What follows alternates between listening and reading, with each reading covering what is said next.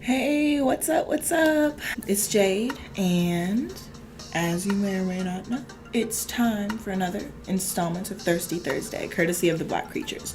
Before I get too deep into this, though, I need to remind you of an event that we've got going on at Revolution Records here this Saturday. That's going to be March 9th. Ooh, 3/9/2019. Hey.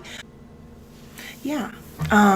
We're going to be performing with a couple local favorites, like another Maxwell, who I haven't seen in a really long time, and who also just put out some new music. So I'm really, really excited about going to see her.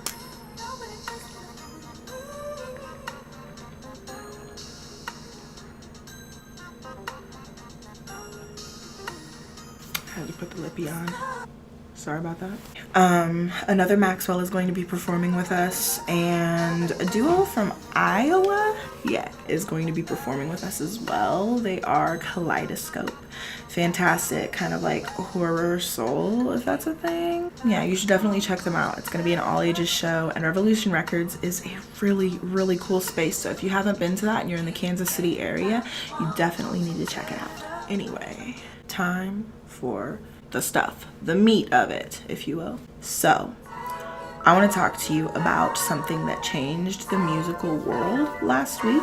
Friday at midnight, to be exact, the very first moment that Friday was a thing, March 1st, Solange dropped When I Get Home. Now, this title, Solange likes to put Easter eggs in her art, and so I'm not above questioning the different things that this could mean. One of the first things that I thought of when I saw that that was what the album was titled, this was like after I had listened to it 2 or 3 times, I finally thought to check what this publication was called, and I saw When I Get Home. So my first thought was like, oh, okay, otherness, alienness, those are feelings I think people feel.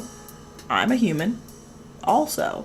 So that was one of the first things I thought of, especially because this concept of home, this concept of a place to which you belong, is a feeling that I can only speak for myself here, but I feel like I've been denied, and also witnessed some other people feel sort of denied simply because of marginalization. This concept of, am I home? Is this home? Is this what it's supposed to feel like?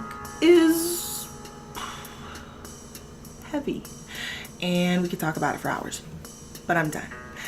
The other thing that this made me think about was the kind of sultry implication of when I get home. Like, oh, it's been a long day. Not that I would know what that means at all.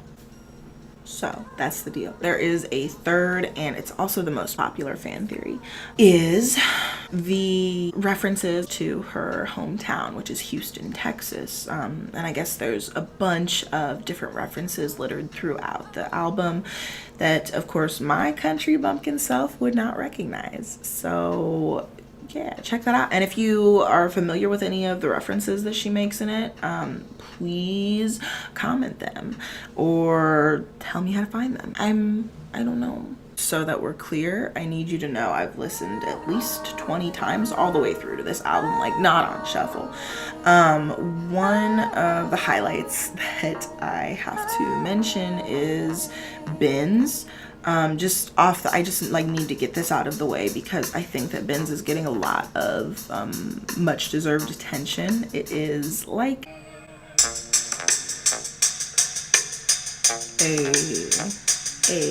yeah. Goth cowgirl, yo.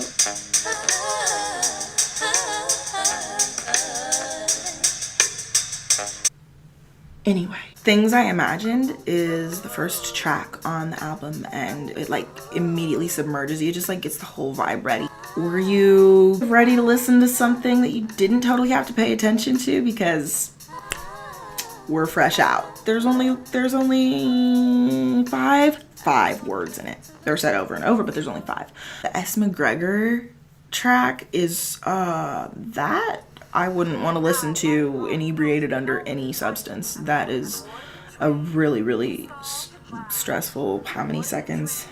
Like 50 seconds. Yeah.